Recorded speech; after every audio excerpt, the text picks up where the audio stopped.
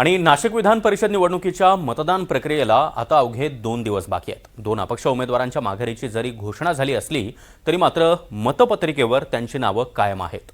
महायुतीच्या नरेंद्र दराडे यांना अपक्ष गोकुळ गीते यांचं तगडं आव्हान असल्याची चर्चा पुन्हा एकदा राजकीय वर्तुळात सुरू आहे। एकीकडे महायुतीकडून दगाफटका होऊ नये यासाठी हॉटेल पॉलिटिक्स बघायला मिळत आहे।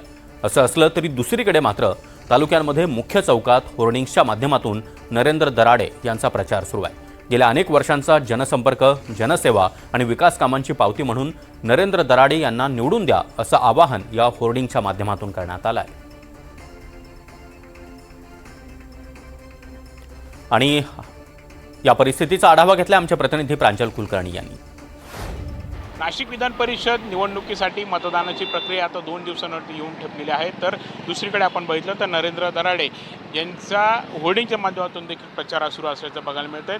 सध्या सिन्नरच्या चौकातील हे होर्डिंग आपण जर बघितलं तर जनतेच्या प्रश्नाला न्याय देणारे नेतृत्व, 40 वर्ष जनसेवेची, यासोबतच गेल्या अनेक वर्षांचा जनसंपर्क आहे, जनसेवा आणि विकास कामांची पावती म्हणून आपल्या प्रथम पसंतीचे मत जे आहे ते नरेंद्र दराडे यांना द्या असं होर्डिंगवरती मजकूर जो आहे तो दिसून येत आहे।